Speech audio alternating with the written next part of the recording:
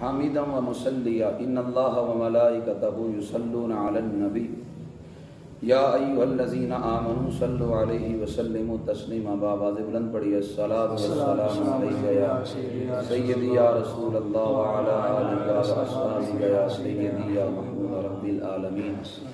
آج کے انشاءاللہ العزیز درس قرآن کے اندر ہم بسم اللہ شریف کی تفسیر کو پڑھیں گے۔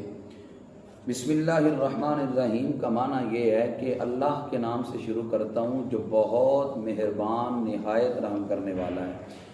یہاں ترجمے کے اندر بھی کچھ لوگ فرق کر لیتے ہیں اور ترجمہ یوں کرتے ہیں کہ شروع کرتا ہوں اللہ کے نام سے۔ جب ہر کام کے آغاز میں اللہ کا نام آنا چاہیے تو ترجمے کے اندر بھی ابتدا میں لفظ اللہ کو لائیں۔ تو امام اسماعیل حقی نے اسی وجہ سے لکھا ہے کہ بسم اللہ جو متعلق ہوں گے کسی فعل کے، اس فعل کو بعد میں لایا جائے گا۔ اقرأ یا اتلو فعل کے متعلق ہوں گے تو جس کا مطلب یہ بنے گا اللہ کے نام سے شروع کرتا ہوں جو بہت مہربان نہایت رحم کرنے والا ہے۔ عرب کے جو لوگ تھے زمانہ جاہلیت کے اندر جب بھی کسی کام کا آغاز کرتے تو اپنے بتوں کے نام سے کام کا آغاز کرتے، تو اللہ تعالیٰ نے بسم اللہ شریف کو نازل کیا اور فرمایا کہ جب بھی تم اچھے کام کا آغاز کرو تو اس کا آغاز بھی بسم اللہ شریف سے کرو۔ جب اچھے کام کا آغاز بسم اللہ سے کرو گے تو اس کام میں اللہ تمہارے لیے برکت کو رکھ دے گا۔ اب یہاں پہ ایک سوال ذہن میں آتا ہے کہ حروف تہجی کو اگر دیکھا جائے تو پہلا حرف تہجی جو ہے وہ الف ہے، لیکن اللہ تعالیٰ نے بسم اللہ شریف کا آغاز لفظ الف سے نہیں کیا، بسم اللہ شریف کا آغاز لفظ با سے کیا ہے۔ اس کی محققین نے متعدد وجوہات بیان کی ہیں، ان میں سے دو وجہ میں آپ کی خدمت میں عرض کروں گا۔ پہلی وجہ یہ ہے کہ لفظ الف کے اندر تکبر ہے اور لفظ با کے اندر عاجزی ہے، اور عاجزی اللہ کو پسند ہے۔ حدیث قدسی میں آتا ہے کہ رب کہتا ہے جو جتنی عاجزی کرتا ہے میں اسے اتنا اپنا قرب عطا فرماتا ہوں، تو اس لیے لفظ با کے اندر عاجزی ہے، اس وجہ سے لفظ با سے بسم اللہ شریف کا آغاز کیا۔ اور دوسری وجہ یہ ہے جب اللہ تعالیٰ نے روحوں سے عہد لیا تھا اور رب نے روحوں سے فرمایا تھا الستُ بربکم، کیا میں تمہارا خدا نہیں؟ قالوا بلا، سب نے بیک زباں ہو کر کہا ہاں مالک تو ہمارا خدا ہے۔ تو ادھر روحوں نے اللہ سے جو عہد و پیمان کیا اس وقت جو لفظ بولا وہ لفظ بلا تھا، اور لفظ بلا میں پہلا لفظ لفظ با تھا، تو اللہ نے بسم اللہ شریف کے اندر بھی پہلے لفظ با سے آغاز کیا تاکہ جب تم بسم اللہ کی با بولو تو تمہیں عالم ارواح میں کیا ہوا وعد و پیمان یاد آ جائے کہ ہم نے اللہ سے وعدہ کیا ہے، ہم نے اس وعدے کی گویا تکمیل بھی کرنی ہے۔ اور بسم اللہ الرحمن الرحیم، رحمان کا مطلب ہے بہت زیادہ مہربان، رحیم کا مطلب ہے بہت زیادہ رحم کرنے والا۔ اللہ تعالیٰ کی رحمت کے 100 حصے ہیں، اللہ تعالیٰ نے ایک رحمت کا حصہ دنیا میں اتارا ہے جس کی وجہ سے ایک بندہ دوسرے سے پیار کرتا ہے، اور 99 رحمت کے حصوں کا اظہار اللہ قیامت کے دن فرمائے گا، اور جب اللہ ان 99 حصوں کا اظہار قیامت کے روز کرے گا پھر لوگ ایک دوسرے سے کتنا پیار کریں گے، کتنی محبت کریں گے۔ اور پھر اللہ تعالیٰ کے جو صفاتی نام ہیں وہ صرف 99 نہیں ہیں، اللہ تعالیٰ کے صفاتی نام کی تعداد تقریباً 3000 کے قریب ہے۔ اور امام اسماعیل حقی نے لکھا ہے، ارشاد فرمایا جو بندہ بسم اللہ شریف کے اندر موجود اللہ کے 3 ناموں کو لے گا، اللہ کا لفظ اللہ اللہ کا ذاتی نام ہے، باقی سارے اللہ کے صفاتی نام ہیں، فرمایا جو بندہ اللہ تعالیٰ کے بسم اللہ شریف کے اندر موجود 3 ناموں کو لے گا اللہ 3000 ناموں کا ثواب عطا فرمائے گا۔ ان 3 پہ اللہ ثواب اس بندے کو 3000 کا عطا فرمائے گا۔ گویا کس قدر اللہ تعالیٰ نے ان 3 ناموں کے اندر برکت کو رکھا ہے کہ جو بندہ ان 3 ناموں کو لے گا اللہ تعالیٰ کس قدر اس پر اپنی رحمتوں کا نزول کرے گا۔ اور بسم اللہ شریف کے اندر جو لفظ اللہ ہے یہ اسم اعظم ہے۔ اب اس کے اندر علماء کا اختلاف ہے کہ اسم اعظم کیا ہے۔ امام اسماعیل حقی اپنی تفسیر روح البیان کے اندر لکھتے ہیں کہ لفظ اللہ ہی اسم اعظم ہے، اور فرمایا جو اسم اعظم کے وسیلے سے دعا کرے گا اللہ ہر دعا کو قبول فرمائے گا اسم اعظم کے وسیلے سے۔ لیکن اگر کوئی بندہ کہے کہ میں تو اسم اعظم کے وسیلے سے دعا کرتا ہوں میری تو دعا قبول نہیں ہوتی، پھر دعا کی دیگر شرائط کو بھی دیکھنا پڑے گا، آخر وہ بندہ دعا کی دیگر شرائط کو پورا کر رہا ہے کہ نہیں۔ اب دعا کی دیگر شرائط کیا ہیں؟ اپنے باطن کی اصلاح لقمہ حلال سے کرے. اگر وہ لقمہ حلال نہیں کھاتا تو اللہ اس کی دعا قبول نہیں کرتا. دعا خلوص نیت کے ساتھ کرے, دعا انہماک کے ساتھ کرے. لیکن ہم یوں دعا مانگ رہے ہوتے ہیں, ہم نے اپنے ہاتھوں کو اپنے رانوں پہ رکھا ہوتا ہے اور کبھی دائیں کبھی بائیں متوجہ ہوتے ہیں. ہم یقین کے ساتھ اللہ سے مانگتے ہی نہیں ہیں. اور پھر اگر ہم اپنی دعاؤں پہ بھی غور کریں, ہم اللہ سے کیا مانگتے ہیں؟ نعمتیں. اللہ کار دے دے, کوٹھی دے دے, بنگلہ دے دے, اچھی جگہ میرا نکاح ہو جائے, اچھا کاروبار مل جائے. ہم صرف یہ نعمتیں مانگتے ہیں, لیکن ہم نے کبھی نعمتوں والے رب کو نہیں مانگا. اگر نعمتوں والا مل جائے تو نعمتیں تو قدموں میں آ جاتی ہیں. اقبال نے کہا تھا, میں دوا کی تلاش میں رہا, دعا کو چھوڑ کر دنیا سے چل نہ سکا, خطاؤں کو چھوڑ کر حیران ہوں میں اپنی حسرتوں پہ. اقبال, ہر شے خدا سے مانگنی, خدا کو چھوڑ کر. ہم اللہ سے ہر شے مانگتے ہیں, نہیں مانگتے تو اللہ کی رضا نہیں مانگتے, نہیں مانگتے تو رب کو ہی نہیں مانگتے. رب مل جائے تو نعمتیں تو بندے کے قدموں میں آ جاتی ہیں. تو اللہ تعالیٰ نے اس بسم اللہ شریف کے اندر بڑی ساری برکات کو رکھا ہے. اتنی بڑی برکات ہیں. نبی علیہ السلام فرماتے ہیں, میں جب معراج پہ گیا تو میں نے جنت کے اندر 4 نہروں کو دیکھا. ایک فرمایا دودھ کی نہر تھی, ایک پانی کی نہر تھی, ایک شہد کی نہر تھی, ایک شراب طہور کی نہر تھی. حضور فرماتے ہیں میں نے 4 نہروں کو جنت میں دیکھا. میں نے کہا جبریل, یہ نہریں کہاں سے آتی ہیں اور کہاں پہ جاتی ہیں؟ حضرت جبریل امین نے عرض کی, یا رسول اللہ صلی اللہ علیہ وسلم, یہ جو 4 نہریں ہیں یہ جاتی تو حوض کوثر میں ہیں, آتی کہاں سے ہے مجھے اس کی خبر نہیں. ہاں, آپ اگر رب سے کہیں تو اللہ آپ کو اس راز سے بھی مطلع فرما دے گا. نبی علیہ السلام نے اللہ سے دعا کی, اللہ نے ایک فرشتہ بھیج دیا, آ کر اللہ کا سلام دیا اور کہا پیارے حبیب آنکھوں کو بند کیجیے. نبی علیہ السلام فرماتے ہیں میں نے آنکھوں کو بند کیا, فرشتہ مجھے کچھ قدم لے کر چلا اور فرشتوں نے عرض کی آقا آنکھیں کھولیں. نبی علیہ السلام فرماتے ہیں میں نے آنکھوں کو کھولا تو سامنے میں نے ایک بہت بڑے درخت کو دیکھا کہ جو موتی نما قبہ لگتا تھا.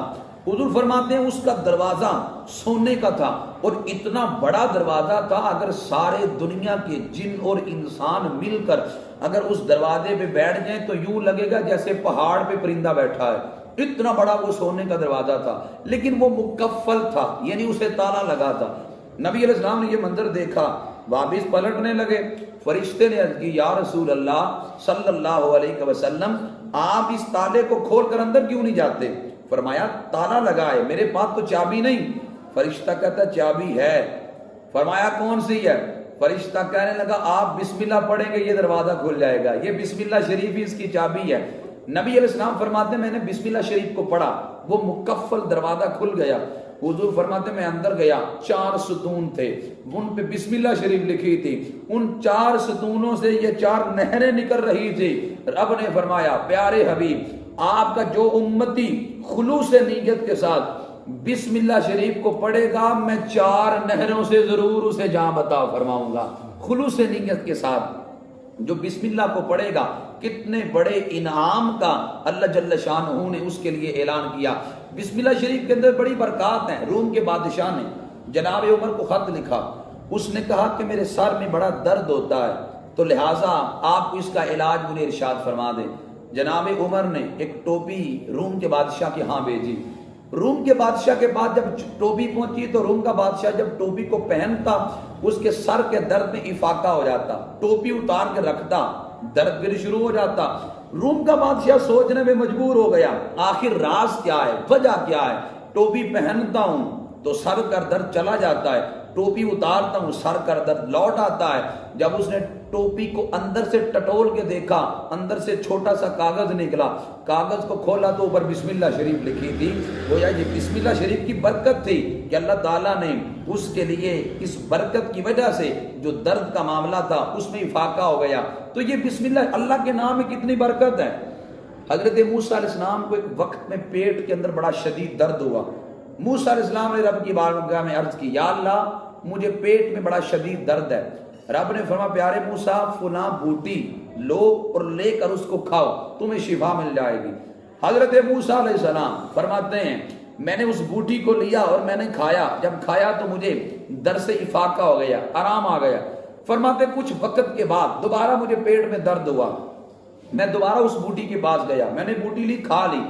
حضرت موسیٰ علیہ السلام فرماتے ہیں بجائے درد کم ہونے کے درد بڑھ گیا۔ میں نے کہا یا اللہ، بوٹی تو وہی ہے جو پہلے کھائی تھی، درد جاتا رہا، اب کھائی ہے تو درد بڑھ گیا۔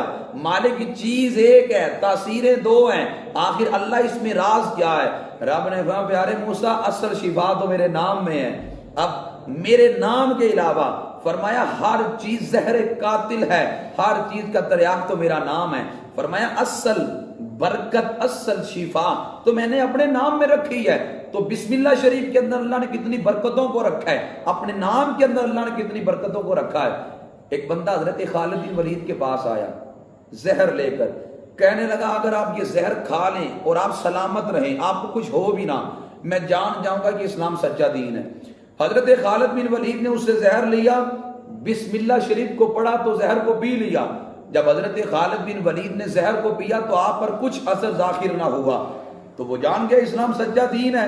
اب آپ نے بسم اللہ شریف پڑھا، بسم اللہ کی برکت کی وجہ سے زہر نے بھی اثر نہ کیا۔ اب اگر کوئی کہے کہ ہم بسم اللہ پڑھ کے بڑی چیزیں کھاتے ہیں لیکن ہمیں تو وہ چیز نقصان کر جاتی ہے، تو پھر حضرت خالد کی زبان ہماری زبانوں میں فرق بھی تو بڑا ہے نا۔ ان کی زبان عمل والی تھی، ہم نہ جانے زبان سے غیبتیں بھی کرتے ہیں، جھوٹ بھی بولتے ہیں، اور پتہ نہیں کون کون سا گناہ ہم زبان سے کرتے ہیں۔ اس وجہ سے ہماری اثر ضرور ہے بسم اللہ شریف کے اندر، لیکن عمل کی وجہ سے ہماری زبانوں کے اندر بھی تو تاثیر ہونی چاہیے، یہ تاثیر عمل سے پیدا ہوتی ہے۔ تو البتہ بسم اللہ شریف کے اندر اللہ تعالیٰ نے بڑی برکتوں کو رکھا ہے۔ اور پھر علماء فرماتے جو بندہ اپنی عورت کے قریب جانے لگے تو فرمایا بسم اللہ پڑھ کے جائے، بڑی اچھی بات ہے اور بڑی حیرت انگیز بھی ہے۔ فرمایا جو بندہ بسم اللہ شریف پڑھ کے عورت کے قریب جاتا ہے، فرمایا شیطان بھی اس میں شامل نہیں ہوتا۔ اگر اس سے عورت کو حمل ٹھہر جائے اور اللہ تعالیٰ بیٹا دے دے، فرمایا بیٹا پیدا ہو کر جتنی سانسیں لے گا اللہ ہر سانس کے بدلے میں اس کے باپ کو ثواب عطا فرمائے گا۔ اللہ کتنی بڑی عظیم برکت ہے۔ صرف عورت کے قریب جاتے وقت بسم اللہ شریف کو پڑھا تھا، بسم اللہ شریف کی برکت کی وجہ سے بیٹا پیدا ہوگا، جتنے سانس لے گا اللہ ہر سانس کے عوض اس کے باپ کو نیکی عطا فرمائے گا۔ اسی طرح جو بندہ سواری پہ بیٹھتے وقت بسم اللہ شریف اور الحمدللہ پڑھ لیتا ہے، سواری جتنے قدم چلتی ہے اللہ ہر قدم پہ سوار کو ثواب عطا فرماتا ہے۔ یہ کتنی عظیم نیکی ہے، یہ تو گویا مفت کی نیکیاں ہیں جو انسان کو ملتی ہیں۔ تو بسم اللہ شریف کے اندر اللہ تعالیٰ نے بڑی برکتوں کو رکھا ہے، انسان کو اس سے بڑی برکتیں ملتی ہیں۔ اور پھر یہ بات بھی یاد رکھیں، نبی علیہ السلام نے فرمایا ہر وہ اچھا کام جس کے شروع میں بسم اللہ نہ پڑھی جائے وہ کام میں برکت نہیں ہوتی۔ اگر تم چاہتے ہو میرے کام میں اللہ برکت کو رکھ دے تو بسم اللہ شریف سے ہر کام کا آغاز کریں۔ اگر ہم کام کے اچھے کام کے شروع میں بسم اللہ نہیں پڑھتے تو اس میں برکت نہیں ہوگی۔